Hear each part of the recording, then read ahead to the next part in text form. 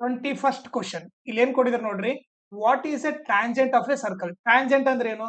Normal ಆಗಿ tangent ಬಂದ್ಬಿಟ್ಟು ಯಾವ್ದೋ ಒಂದು ಪಾಯಿಂಟ್ ತಗೊಂಡ್ರೆ, ಓಕೆ, ನಾನು ಟ್ಯಾಂಜೆಂಟ್ ಆದ್ರೆ ಆ ಪಾಯಿಂಟ್ ಹತ್ರ ಮಾತ್ರ ಟಚ್ ಆಗುತ್ತೆ. ಓಕೆ, ಸೊ ಟ್ಯಾಂಜೆಂಟ್ ಏನು? ಆ ಸರ್ಕಲ್ ಒಂದು ಪಾಯಿಂಟ್ ಹತ್ರ ಟಚ್ ಆಗುತ್ತೆ. ಆ ಪಾಯಿಂಟ್ ಏನಂತ ಕರಿತೀವಿ? ಪಾಯಿಂಟ್ ಆಫ್ ಕಾಂಟ್ಯಾಕ್ಟ್ ಅಂತ ಕರಿತೀವಿ. ಸೊ ಡೆಫಿನೇಷನ್ ಬರಿ ಅಂದ್ರೆ ಏನ್ ಬರೀಬೇಕು?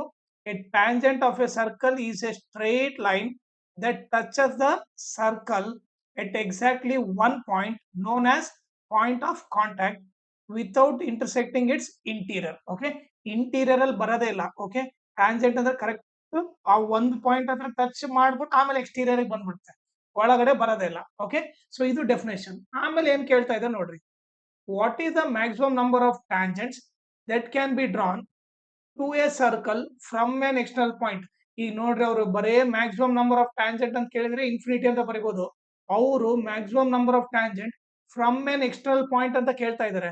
ಅಂದ್ರೆ ನಾನು ಇವಾಗ ಯಾವ್ದೋ ಒಂದು ಎಕ್ಸ್ಟರ್ನಲ್ ಪಾಯಿಂಟ್ ಅಂದ್ರೆ ಹೊರಗಡೆ ಪಾಯಿಂಟ್ ತಗೊಂಡ್ರೆ, ಓಕೆ, ಈ ಪಾಯಿಂಟ್ ಇಂದ ಎಷ್ಟು ಟ್ಯಾಂಜೆಂಟ್ ಆಗ್ಬೋದು?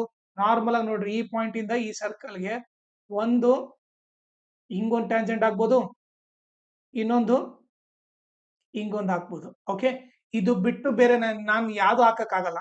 ಸೊ ಎರಡೇ ಟ್ಯಾಂಜೆಂಟ್ ಹಾಕಕ್ ಆಗೋದು. ಮ್ಯಾಕ್ಸಿಮಮ್ ಬಂದ್ಬಿಟ್ಟು ಎರಡು ಟ್ಯಾಂಜೆಂಟ್. ಓಕೆ, ಸಪೋಸ್ ಅವ್ರು ಏನಾದ್ರು ಫ್ರಮ್ ಎನ್ ಎಕ್ಸ್ಟರ್ನಲ್ ಪಾಯಿಂಟ್ ಅಂತ ಕೊಟ್ಟಿಲ್ಲ ಅಂತಿದ್ರೆ ಅವಾಗ ನೀವು ಇನ್ಫಿನಿಟಿ ಅಂತ ಬರೀರಿ.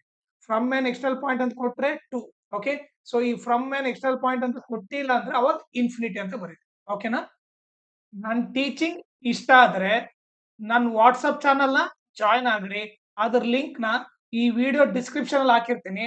ಓಕೆ, ಅದರಿಂದ ನೀವು ನನ್ನ ವಾಟ್ಸಪ್ ಚಾನಲ್ ನ ಜಾಯ್ನ್ ಆಗ್ರಿ. ಆಮೇಲೆ ನನ್ನ ಚಾನಲ್ ನ ಮ್ಯಾಕ್ಸಿಮಮ್ ಶೇರ್ ಮಾಡ್ರಿ, ಸೋ ದಟ್ ಎಕ್ಸಾಮ್ ಟೈಮ್ ಅಲ್ಲಿ ಎಲ್ಲರಿಗೂ ಹೆಲ್ಪ್ ಆಗುತ್ತೆ.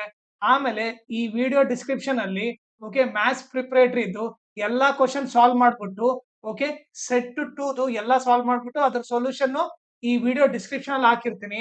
ಆಮೇಲೆ ಅದ್ರ ಜೊತೆಗೆ ಇನ್ಸ್ಟಾಗ್ರಾಮ್ ಚಾನಲ್ ಲಿಂಕು ಮತ್ತೆ ಟೆಲಿಗ್ರಾಮ್ ಚಾನಲ್ ಲಿಂಕು, ಅದ್ರ ಲಿಂಕು ಹಾಕಿರ್ತೀನಿ. ಅದನ್ನ ಕೂಡ ನೀವು ಫಾಲೋ ಮಾಡಿ.